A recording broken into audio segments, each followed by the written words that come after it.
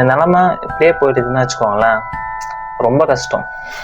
ஆக்சுவலாக நான் பேச்சுலரு, நான் இப்போ தான் ரீசெண்டாக பிடிச்சிருக்கேன் ஒரு கேஸு.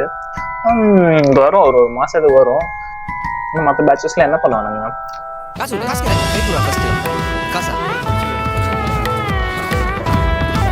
Complicated thing. சாப்பாடு இல்லைன்னா என்ன பண்ணுவோம் புரியல எனக்கு. சாப்பாடு தான் முக்கியம். அட்லீஸ்ட் டீ பிஸ்கெட்டாச்சும் குடிப்போம். அதுவும் இல்லைன்னா என்ன பண்ணுவானுங்க. ஓ மை காட், வார் வந்ததுதான் வந்துச்சு, சாப்பாட்டு மேலே கை வச்சிச்சிடாது. இன்னைக்கு காலி ஒரு வழி ஆக போறோம், தெரிஞ்சிச்சு அவ்வளவுதான். இன்னும் ஒரு வாரத்துல தெரிஞ்சிடும் எந்த மாதிரி நிலைமையில இருக்கு இந்தியா, எந்த மாதிரி நிலைமையில இருக்கு சென்னைன்னு சொல்லிட்டு.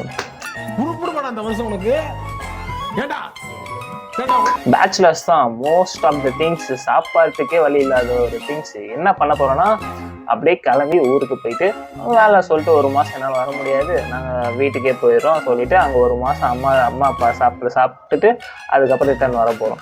என்ன பண்றது, பேசுங்க, கையெழுத்து போடாத கேட்டியா? கஷ்டங்க. நாங்கள் வாங்குற சேலரியில வீட்டுக்கு கொடுக்க முடியாம எங்க செலவு பார்க்க முடியாது தவிச்சிட்டு இருக்கோம். இதுல சாப்பாடு செலவு. இனிமே உன் வாழ்க்கையில சோறே திங்க மாட்டியா? நான் சாப்பிடறதில்ல, சாப்பிட ஆரம்பிச்சிட்டேன் வீட்டையே காலி பண்ணிடுவேன்.